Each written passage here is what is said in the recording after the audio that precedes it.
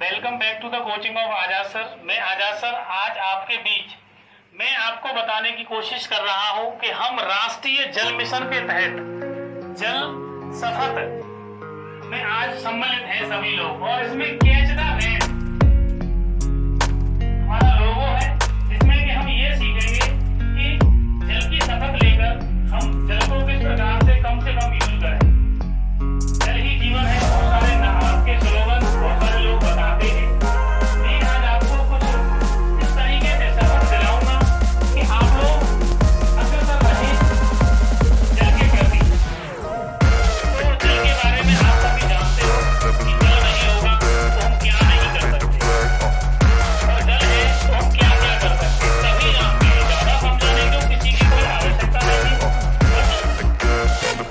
आप लोगों के अंदर कुछ इस तरह की विशिष्ट कंडीशन है जिसके कारण आप ऐसे कार्य कर बैठते हो कि ज्यादा से ज्यादा जल व्यर्थ करना पड़ता है। एक समझदार व्यक्ति ही इतना पानी खर्च कर देता है कि उसे भी नहीं मालूम कि उसे इतना पानी खर्च करना चाहिए। तो मैं आपको बता दूं कि अभी हाल ही में आप लोगों ने होली त्योहार मनाया है, और इस होली त्योहार में आप लोगों ने जब आपके गाँव में रोपई वगैरह जो भी निकल रही है उसमें आपने इतना पानी व्यर्थ किया है, काफी अधिक। मेरे अनुसार आपका जो राष्ट्रीय जल मिशन है वो उसी चीज को लेके आज हम जल शपथ में सम्मिलित हुए हैं कि इतना पानी व्यर्थ करने की क्या वजह है। ड्रम खोल लेते, बिना पानी का गुलाल यूज कर लेते।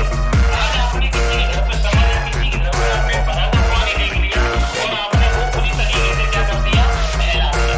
क्या सभी को खुशी समझ से नहा रहे हो? तो बात है कि 50-50 बार नहा रहा है।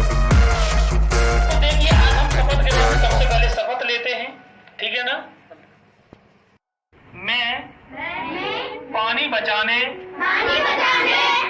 और उसके विवेकपूर्ण उपयोग